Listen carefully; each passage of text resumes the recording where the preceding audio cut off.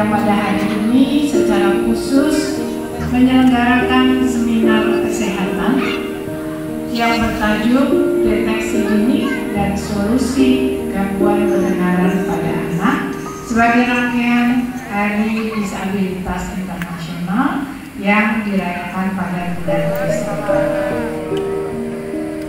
Yang kami hormati Bapak Ibu, marilah kita menundukkan kepala sejenak untuk membacakan doa. Mudah-mudahan kita selalu billahi minas syaitonir rajim. Bismillahirrahmanirrahim. Alhamdulillahirabbil alamin. Hamdan syakirin, hamdan na'imin, hamdan ibadi majidah. Ya Rabbana lakal hamdu kama yang bakhil li jalali waj'al karim wa dini bil sultan walhamdulillahi rabbil alamin. Ya Tuhan, ya Allah melimpah rahmat, tiada puja dan sanjung yang pantas kami persembahkan kecuali hanya kepadamu. Ya Allah, Engkau Tuhan pelimpah rahmat dan karunia pada hamba yang pandai bersyukur. Boleh tepuk tangan yang meriah, tangannya boleh.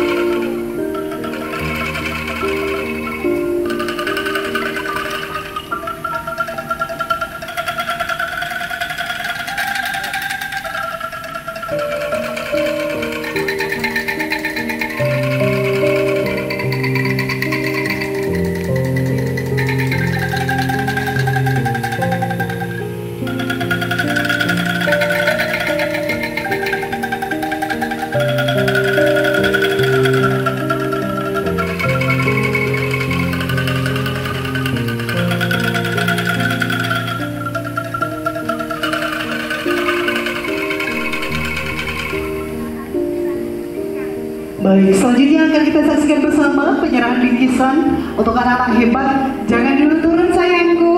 Ya, diserahkan langsung. Oh, Erika, luar biasa.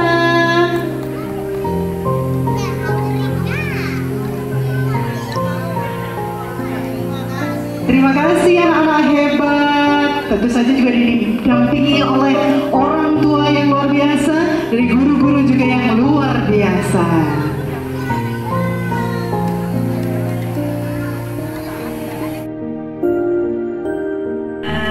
Sebagai PNS, dokter spesialis radiologi di Kabupaten Baritokuala, Kalimantan Selatan, Banjarmasin. Di sini saya lebih dikenal dengan Mama Devina. Anak saya Devina Konita Silmi, bulan depan umurnya 5 tahun. Devina adalah seorang penyintas rubella, dan dari rubellanya anak saya mendapatkan gangguan pendengaran sangat berat di kedua telinga. Anak saya adalah pengguna implan koklea kanan kiri dengan usia pemakaian alat sekitar 33 bulan. Jadi kecurigaan kuat bahwa anak kami mengalami gangguan pendengaran adalah pada saat usianya 22 bulan. Saat itu langsung kami periksakan untuk tes pendengaran di Rumah Sakit Ulin Banjarmasin. Dan dari pemeriksaan itu anak kami didiagnosis gangguan pendengaran sangat berat di kedua telinga. Dokter THT menyarankan kami untuk menjalani operasi implan koklea. Dan kami dirujuk ke RSCM Jakarta. Bulan berikutnya kami ke Jakarta dan menjalani pemeriksaan lanjutan untuk menentukan apakah anak saya merupakan kandidat implan koklea atau tidak. Bahkan anak-anak dengan gangguan dengar yang sangat berat sekalipun, dia bisa mendengar layaknya anak normal. Kemudian anak saya di tahun pertama sebagai anak pemula menggunakan alat bantu dengar, dia adalah salah satu anak yang sikap mendengarnya belum terbentuk dengan baik. Kemudian saya sebagai pendamping dan anak juga harus mempelajari hal baru, terutama habilitas ini. Namun sisi positif dari pandemi adalah pada saat itu karena memang semua tidak bisa kemana-mana ya, jadi ada banyak acara webinar, acara-acara online yang membahas tentang penataran gangguan dengar pada anak, dan saya sangat banyak belajar dari sana. Kemudian ini juga rutinitas baru bagi kami, terutama tentang habilitasi ya. Dan bagi diri saya pribadi tentunya saya harus melepaskan rutinitas sehari-hari terkait profesi saya, dan juga setiap hari di sini saya tidak bekerja, saya hanya menemani anak saya, mengantarkan dan menemani dia untuk menjalani terapi, pulang ke rumah, belajar kembali bersama. Besok kegiatan seperti itu lagi. Orang yang sudah rabu, monggo dokter di depan. Ini guru saya yang mengajari saya juga. Jadi pada pagi ini karena saya hanya 10 menit slide, kita kalau tidak kenal maka kita tidak paham dan kita tidak sadar dan kita tidak tahu apa yang harus kita lakukan. Okay? Saya di sini bukan ahli, bukan yang paling pintar. Saya alhamdulillah diberi kesempatan untuk share yang saya tahu banyak. Tetapi bagi mereka yang mengalami gangguan ini akan sangat dekat. Bagaimana jika telinganya kurang mendengar satu sisi, bagaimana jika dua sisi. Jadi kalau satu sisi itu sulit mendengarkan di satu sisi, kemudian dia tidak bisa mengidentifikasi arah suara. Kemudian di tempat yang ramai itu juga tambah susah untuk mendengarkan suara. Jika dua-dua sisinya tidak mendengar, maka jelas wanita saya di bawah nanti akan terjadi, tapi pada anak-anak ya, masa pertumbuhan, di masa pendidikan juga menjadi gangguan pada masalah pada akademis. Lanjut.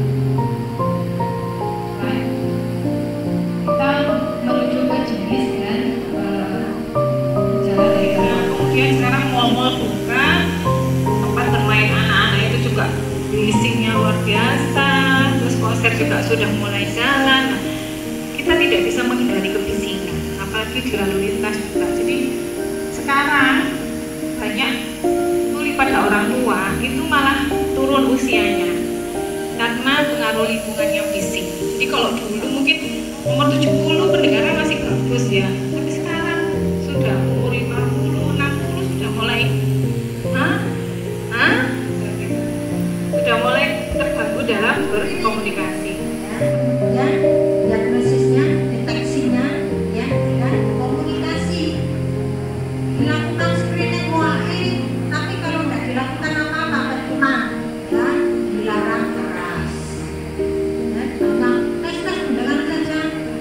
Nah, tidak ada outputnya apa-apa, tidak ada hasilnya apa-apa, bahkan tidak dilakukan intervensi, percuma, tidak diperbolehkan, ya. Itu ya. Jadi harus screening, kemudian dilakukan deteksi, kemudian dilakukan habilitasi, dan outcome-nya adalah komunikasi. Nah, untuk komunikasi memang macam-macam, ya. Komunikasi dengan verbal, ya, bisa bicara, dengar, atau komunikasi dengan isyarat.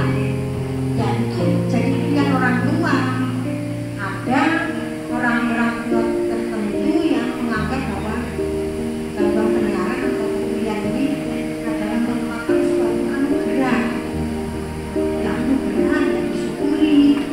Ada sekelompok orang yang demikian, ya, sehingga memilih untuk bahasa isyarat. Pilihannya tetap ada pada orang tua.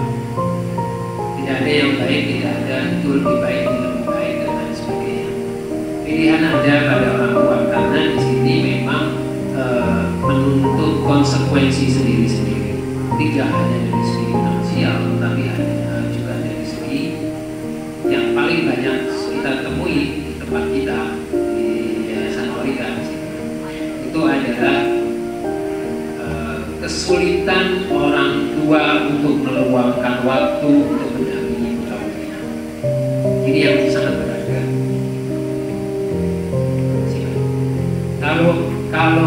Kalau hanya misalnya uang mungkin banyak ya, kita bisa cari dan lain sebagainya. Tapi prioritas pelatihan, prioritas untuk mendampingi putra-putrinya ini yang sering menjadi kendala dan kita hadapi. Untuk sebab itu dengan adanya Mama Pimpinan yang bersedia berbagi pengalaman sih, itu merupakan sebuah pengalaman informasi yang sangat berharga bagi kita, bahwa alat yang tadi kalau disampaikan baik Dr. Rosi maupun Dr. Diego yang harganya 200 juta lebih dan lain sebagainya tidak akan ada gunanya kalau tidak ada pendampingan dari orang tua. Ini mendengar dari sini sampai ke mana-mana. Coba sekarang kita lihat apakah memang secepat itu kalau tadi dikatakan Dr. Rosi bahwa kita ngomong terus waktu informasi itu bisa kita tangkap dan lain sebagainya. Kita paham, mohon maaf kalau mendengar itu pelajaran SD kelas 4 itu sudah ada organ telinga dan lain sebagainya, tetapi kita tidak mendalami di situ. Beliau inilah yang mendalami, jadi pasti lebih memahami, lebih banyak tahu dan lain sebagainya. Tapi kita yang sudah belajar pada kelas 4 SD dulu harusnya paham bahwa ini kalau tadi dikatakan sampai ke otak suara, sehingga otak itulah yang menjadi kunci kita sebetulnya, tidak hanya dengar saja. Itu sebabnya tadi disampaikan ada pendampingan, ada terapinya atau belajarnya dan sebagainya. Karena ini kita coba lihat tadi ya. Saya ingin menunjukkan bahwa ini suara bel atau lonceng tadi ya. Sampai di sini. Kira-kira kita bisa mendengar seperti itu atau dengan cara yang lain? Mari kita lihat sama-sama sebentar.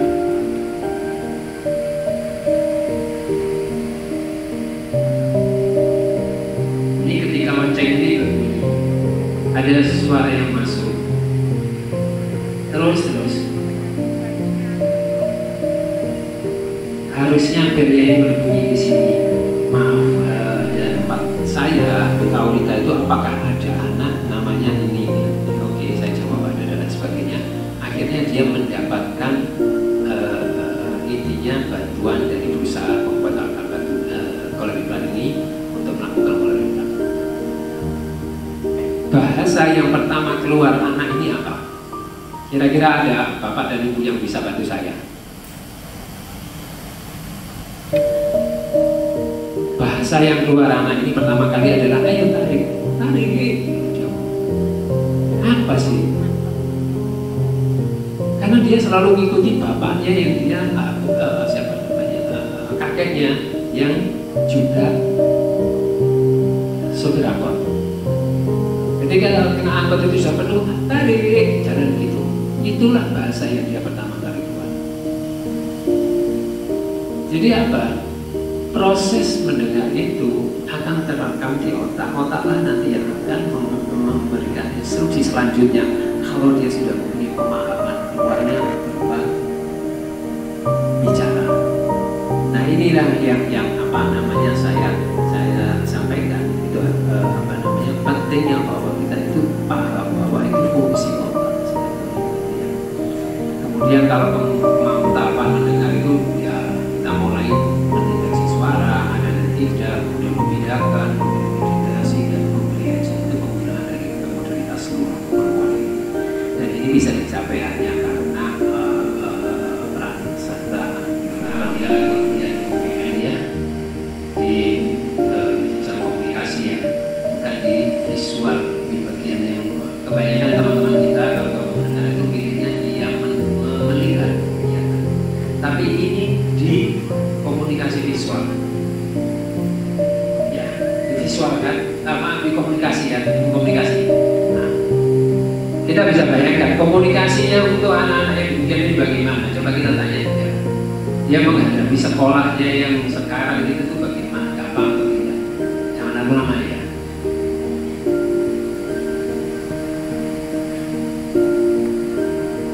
Baik, teman-teman, Assalamualaikum warahmatullahi wabarakatuh. Selamat pagi dan siang ya. Pertama-tama saya ucapkan terima kasih kepada Yayasan Kita PNS, kemudian kepada Rasul Jadi Center, kemudian kepada Yayasan Kaulika atas undangannya kepada pendidikan ini. Perkenalkan, nama saya Adi Ida. Sekarang usia saya 21 tahun. Saya adalah pengguna program IPA. Jadi pada saat sejak saya lahir, saya mengalami gangguan berat di kedua telinga saya 110 imunorespon SPNA saya. Kemudian pada saat usia 1 tahun, saya menggunakan alat seperti yang tadi di saya pakai yang karena seperti pamannya. Jadi kemudian usia 4 tahun orang tua saya memutuskan untuk operasi CI melipat. Saya menggunakan CI pada usia 4 tahun, kemudian saya menjalani terapi di sana. Setelah CI 1,5 tahun saya tidak selesai. Itu semua tidak terlepas dari jasa orang tua saya sendiri. Dan jika benar apa katanya Om Utama, memang alat itu mahal, tapi akan sia-sia apabila orang tua yang tidak terlalu kompeten. Dan saya sudah sampai di sini dengan anaknya Om Utama, Tante Sinta, Jawa Tengah. Padahal saya posisinya di Surabaya sendiri. Kemudian saya menghafal, belajar, sekolah seperti biasa. Kemudian saya masuk di madrasah aliyah Takbirul Sunnati. Di situ juga saya sekolah IPA, jadi digabung sekolah menghafal dan sekolah IPA. Kemudian saya melakukannya di situ 4 tahun. Jadi semua dari ini ada saksi hidup dan saya pertama ada cerita dan dokter Nio ya. Mereka tahu saya dari kecil hingga sekarang. Alhamdulillah setelah lulus saya memutuskan untuk masuk di jurusan ilmu komunikasi PN Jawa Timur Surabaya. Dan alhamdulillahnya tidak rumah. Jadi enak saya bisa bawa motor di saya beruntung tetapi itu kenapa? Karena mereka tidak paham apa yang saya pakai dan apa gunanya saya pakai. Dan mereka kan juga dari berbagai macam daerah, ada dari Kalimantan, ada dari Papua,